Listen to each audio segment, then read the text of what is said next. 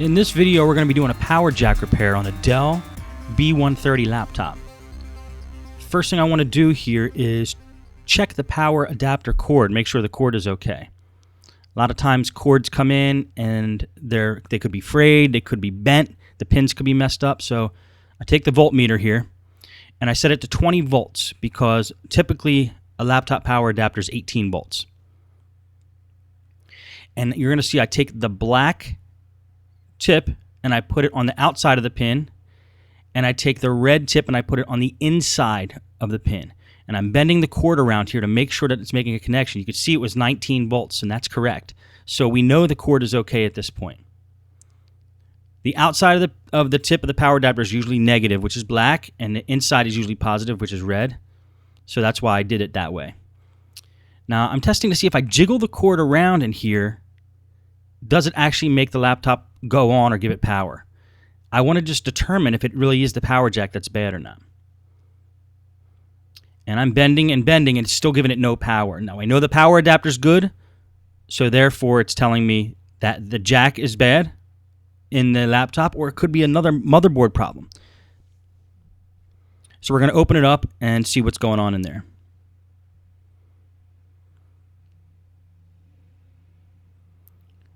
I usually put a piece of foam down when I'm working on laptops just so I don't scratch the surface when I flip them over. That piece of foam is from, if you buy a motherboard, normal like MATX motherboard, that's usually the piece of foam that comes in the box, and they're great for working on laptops in this case. Now what I want to do is start taking out components. Like you see, I just pulled the battery out. Now I'm going to pull the RAM out, the wireless card out. Then I'm going to pull the hard drive out as well.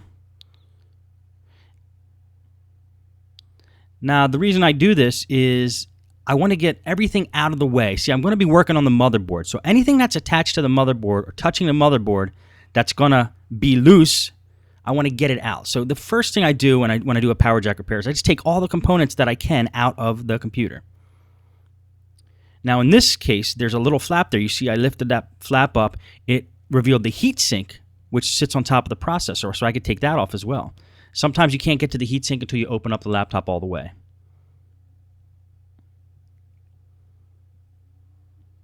And you'll see the processor sitting there under it. I'm going to pull off the wireless card. And I'll tell you a little bit later why it's really important to get the wireless card out of there.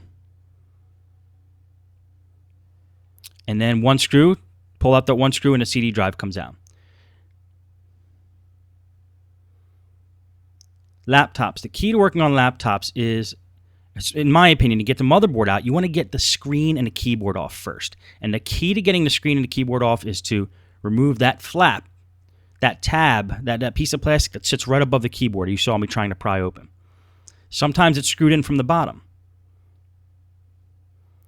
So I don't know if it's screwed in from the bottom or not in this computer, but I'm going to be taking all the screws out anyway, so I might as well pull out all the screws that appear to be under that plastic piece, just in case there is a screw holding it in. Then I'm going to pry it open just with a screwdriver. You'll see a lot of Dells on the right-hand side. There's a little tab there. You put a screwdriver in, it pulls it right up. Sometimes you got to get right under the hinge there. That's a good way to do it with a flathead screwdriver. And if the end is a little tricky to get off, I hit it again with the flathead screwdriver right under the hinge. Usually pops right off. Now don't force that. If you have to force it, there's probably screws holding it in. And then we got two screws holding the keyboard in here. Once those two screws are out, the keyboard should flop right up. Now what I'm doing is recharging my screwdriver magnetically. That's just a magnet that came out of a speaker or something, I believe. And when I lose a magnetic charge on my screwdriver, which I like to have to pull out screws, I just rub it up against that magnet and it recharges the screwdriver. Now the keyboard's going to flop up and over, and you have to pop that ribbon cable off, and there goes the keyboard. This is the LCD cable. After I get the keyboard out, I like to get the screen out of the way. A screen's a very delicate part of the computer, so let's get it out of the way so we don't mess it up when we're trying to get to the motherboard.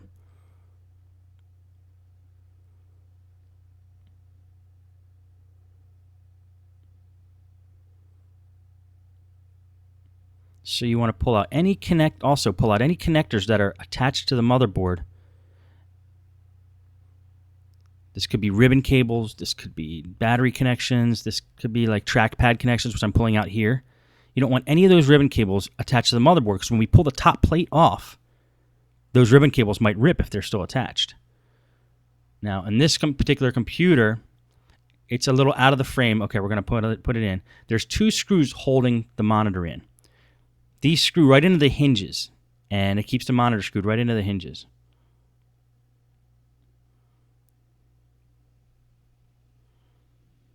Now again, on this computer, you see I'm kind of recklessly throwing the screws into a pile. There's no particular way I'm taking them out because they're all labeled on this particular Dell. You can tell the size of the screws by the label next to the screw hole, which is great and if the computer offers that. A lot of Dells do, Toshiba does. And so now that the screen's off, we're just going to start unscrewing every screw that's holding the top plate on and the bottom plate on, because we want to get to that motherboard. If we could get to the power jack at this point straight on, I wouldn't have to do this step, but the power jack is hidden in between the two, the top and bottom cover, so we have to get them off to get to the power jack.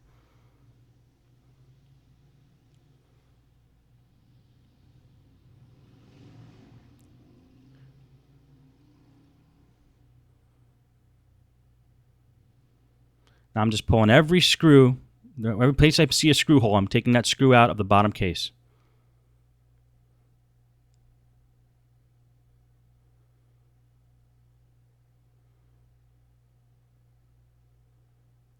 Now I'm not touching any screws on the motherboard itself, just the screws that are screwed into the case. Just going to give it a check there and make sure I got them all, and then make sure I got the same ones done on the top. And if the case comes apart as easy as that, then you know you got them all. Now we're going to take a look at the power jack here and see what's going on. I'm putting that screwdriver in the power jack hole there to shake the pin around. Now the pin inside the power jack may be loosely attached to the motherboard, and that's why you're not getting a connection. Now mind you, that cord, the power adapter cord, is not plugged in right now to the outlet, to the wall, so doesn't have power. And you'll see that that center pin, the one that's actually pointing in a different direction, is loose from the motherboard. It's not actually making connection on the motherboard there. So we're going to have to resolder that point to the motherboard. And when we jiggle the power adapter, you'll be able to see that pin inside move up and down and not really be soldered strongly to the motherboard. And that's what we're going to be fixing here. So to get to that point, we got to take the motherboard out of the machine, because we need to get to the top part of the jack and we got to get to the bottom part of the jack. So we can only get to the bottom from here. So we're going to take the motherboard out of the bottom case. Now I'm unscrewing screws from the motherboard. Usually on a motherboard, if you see that white arrow I'm pointing at there, a white arrow will point to the screws that you need to take out to get the motherboard out. There's several other screws in that motherboard that I'm not taking out. Usually, it will guide you. Only the ones with the white arrows, only the screws that are next to the white arrows are the ones you should have to take out to get the whole motherboard out.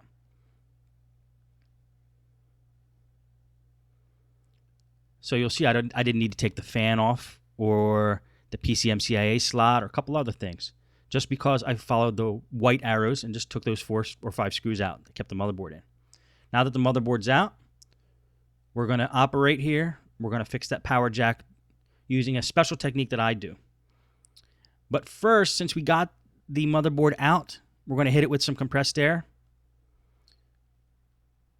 That was time-lapsed right there. I actually took it outside and I blew all the air out.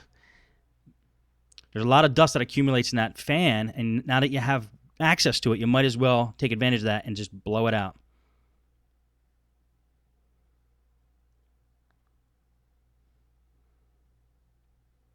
Okay, so I'm taking a look here, just inspecting the best way to go about attacking this problem.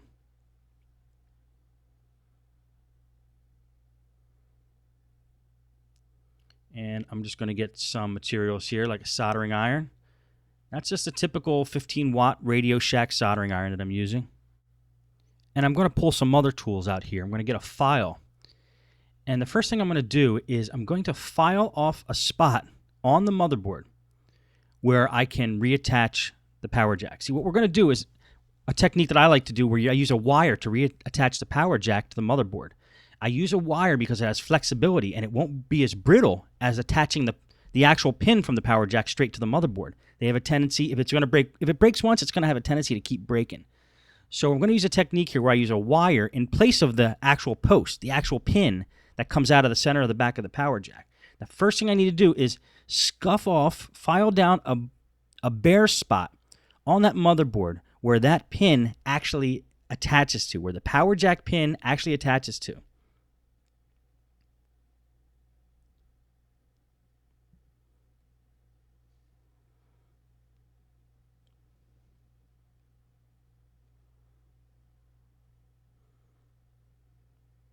Okay, now that that's filed down, I'm also going to attach a pin right to the back of the power jack. And then I'm going to wrap that wire from the pin down to the other underside of the motherboard and solder it at both ends. Now I'm filing this down. The reason I file it is so the solder will stick. I want to make a good solder connection because I don't want this ever to break again.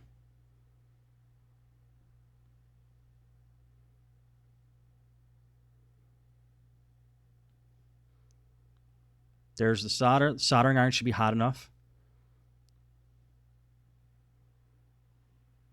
Now, I'm not a soldering professional, so my techniques might not be by the book, but they work for me, and that's why I'm going to show you what I do.